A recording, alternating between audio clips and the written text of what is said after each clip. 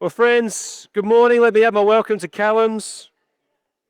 No tears from me, unfortunately, so I know where I'm up to with what I'm doing. But no, it's great to have you here. If we haven't met, my name's Tim. I'm the pastor here. Wonderful to have you at East this morning. Wonderful to be singing God's praises and reflecting on what has been a wonderful year uh, of gathering together as sort of a church and doing things. It's really good fun. And there'll be a bit more of that to come. Because it is Vision Sunday, I've got a couple of announcements for you.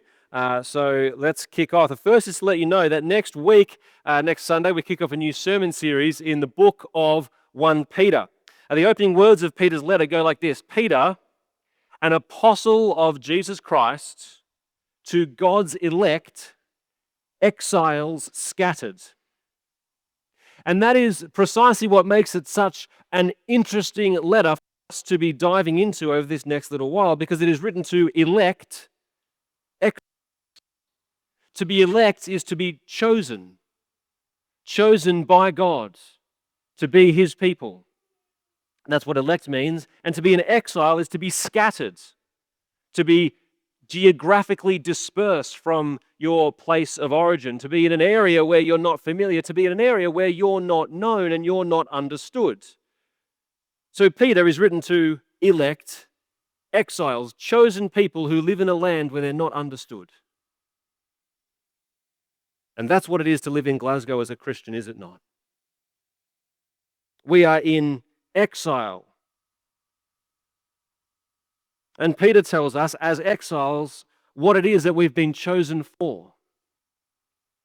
And tells us what kind of life we've been called to live as exiles who have been chosen by God. Are these not the questions that a church ought to be asking one another and helping one another to understand? I'm so looking forward to this sermon series that starts next Sunday. We'll also be looking at 1 Peter in our growth groups. They'll kick off in a few weeks' time, so make sure you get into a growth group. You'll hear more about that over the coming weeks. But it's going to be a really helpful thing for us as a church to be sitting in and immersing ourselves in the book of 1 Peter. I'm really looking forward to it.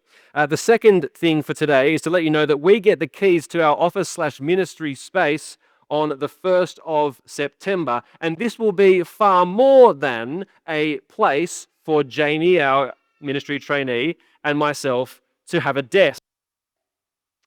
This will be the hub for ministry that happens at East. In case you're curious as to where it is, if you walk out the front door of this building down here and you take a right, you walk past the library, up the street a little bit, you cross one street, making sure not to get hit by the van. You walk up, you go around the corner at the end of this little bit, and then you're there.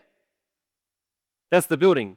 It takes 3 minutes to walk from where you are sitting right now to the hub, which we get the keys to on the 1st of September. Now, on the floor here, and this will be more obvious later in the day as we move chairs, there's some masking tape. The masking tape are the dimensions for the office suite that we have that we're calling the hub. And so you can see it sort of goes from that TV to that TV and to the back.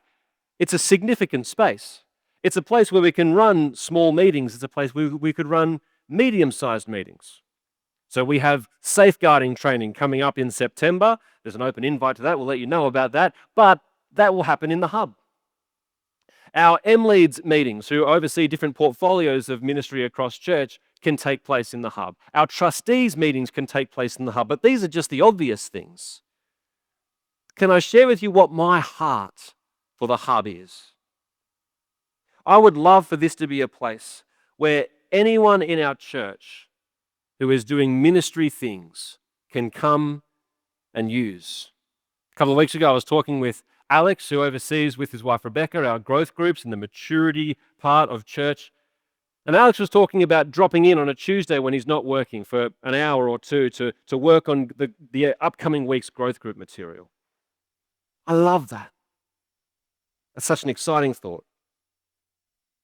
Part of Jamie's traineeship is that there'll be seasons in his week where he's receiving teaching on leadership and serving and ministry in the life of the church. I would love for those sessions to be an open door for anyone at church who wants to come along and learn and grow and think together about how they can use the gifts that God has given them to serve the body of Christ. I imagine it as a place where those who are retired come and encourage one another and think about other ways that they can serve and encourage the body. I imagine it as a place where uni students can come and prep for their growth group that's going to be next week. I'm fully expecting that this will be a far bigger blessing to our church family than just a place where my desk is.